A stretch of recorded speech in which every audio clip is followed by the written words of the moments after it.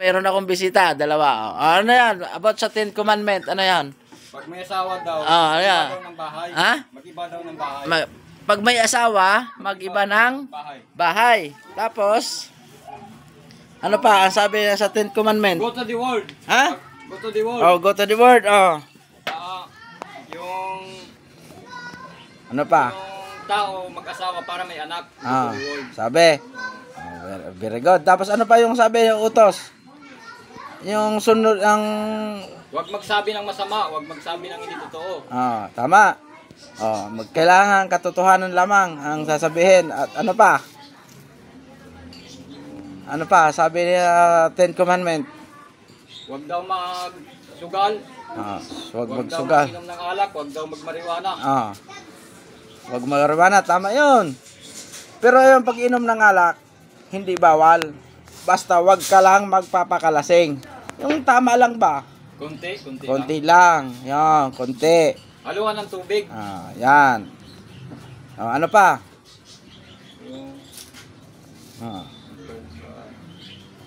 Yan, si Bonbon, magkapatid yan sila. At saka si Dudong.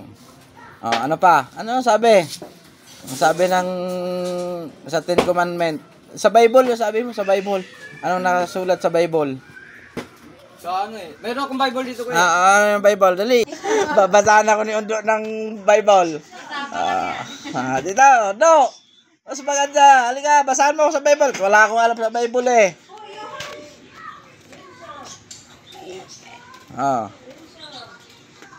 Saan na si kuya mo? Ando sa bahay ko, kuya. Ha?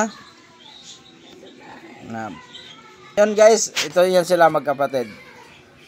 Sila po ay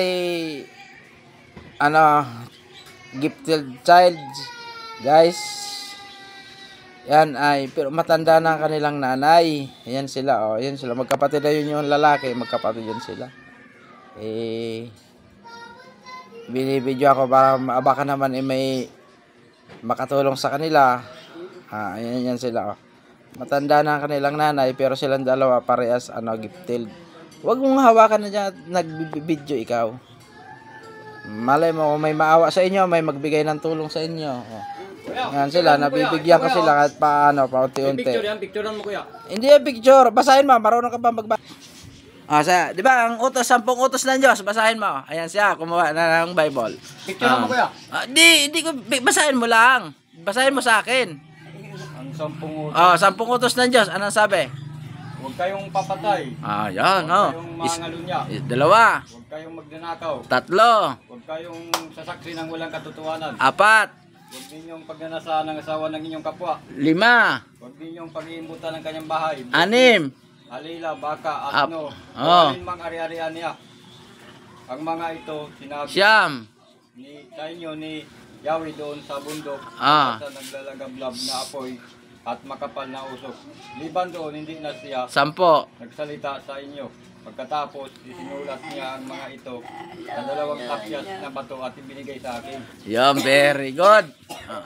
Ari-arian, mga Magaling yan sila guys, yan sila magkapatid, gifted dyan. Pero, yan kung sino sa inyo, sino may awang tumulong sa kanila, may bukal ang kalooban, ito yan sila magkapatid. Ano pa ang sabi na utos ng Diyos? Ito ko yung bawal. Abot pa ng 20 ang utos ng tatay ko eh. Huwag magsabi ng ito. Utos ng tatay ko. Magpastol ng kalabaw, maghugas ng plato, mag-igib, magkupras, magtanim. Dami. Lahat yan. Ang utos ng tatay ko, 20 mahigit. Ang utos ng Panginoon, 10 lang. Yung tatay ko, ang daming utos. So yung guys, yun ay paano lang Pero ito, dalawa sila guys. PWD. Ito, PWD sila.